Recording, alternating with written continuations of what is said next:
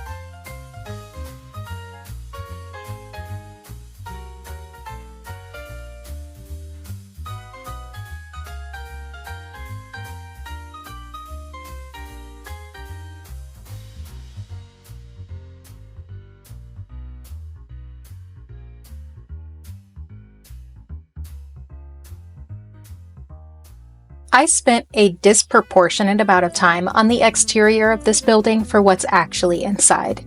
To be fair, I played around with the idea of adding a billiards lounge upstairs, but I really wanted the focus to be on watching movies. Pleasantly, it worked out great for gameplay. Sims were grabbing drinks and sitting down to watch TV, just as I had hoped. My partner and I go to the cinema all the time. It's fun pretending to be professional movie critics, especially at a swanky theater. And finally, we're on to the library. Is anyone else a regular at their local library? What was the last book you read? I've been on a memoir kick lately. Recent favorites include Pachinko by Min Jin Lee and Norwegian Wood by Haruki Murakami. Libraries are so special to me, so this one is kind of a dream build. If you've been around here a while, you know debug tends to crash my game, so I rarely use it. But this time, it felt essential.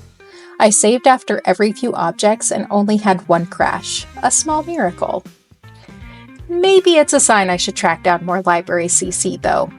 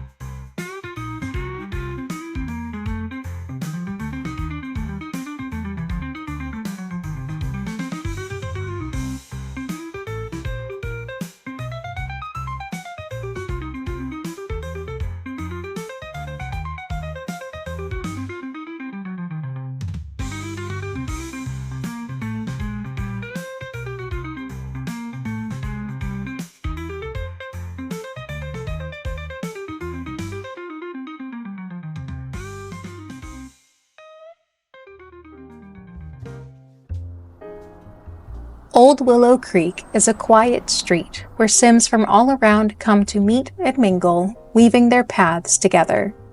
The buildings have stood here for a long time, holding stories like pressed flowers between their walls.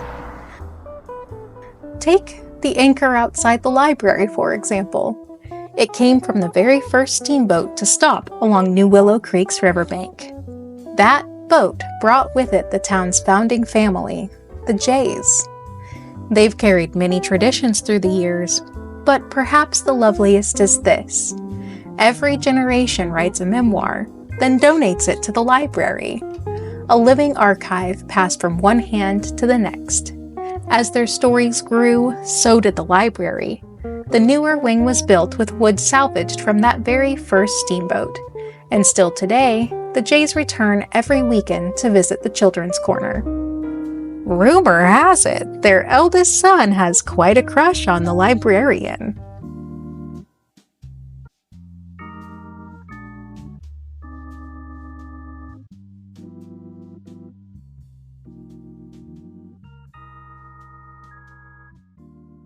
Speaking of our librarian, her favorite place is just across the street. the little cafe. Each morning before opening the doors, she slips into her usual booth at the back, overlooking the water, a strong cup of black coffee in hand. The soft clatter of dishes, the hush of early conversation, the scent of coffee rising in the air. These are the moments that help her gather herself before the day begins. The cafe itself has roots of its own. Once it was a riverside factory, crates and barrels stacked tall, fresh shipments arriving with every tide. It took weeks to scrub the smell of fish from the floorboards, but the owners say it was worth it. Now the cafe sources all its ingredients from local farms. The menu shifts with the seasons. No two meals are quite the same, and that's exactly the charm. Just down the road stands the town cinema. Even the stoic Cardinals have their own chapter written there. Bandit once worked the ticket booth as his very first job. One night, he had to muster up all of his courage to kick out a group of teens sneaking into an R-rated film. One of those teens was the lovely Bonnie. She laughed in his face. He asked her out the next day, and they've been inseparable ever since. Now their son works at the very same theater. We're not done yet. There's still one more lot in this district. I'm saving it for something special. Maybe a quiet little hotel or a weekend farmer's market. We'll see what it becomes in time. That's all from me today. I hope you enjoyed watching this area come to life. Don't forget to leave your name suggestions in the comments and subscribe. Next week, we're working on the residential area, and we'll be introducing some of our Sims. You won't want to miss it. Thank you so much for spending time with me, and I hope your day is as wonderful as you are.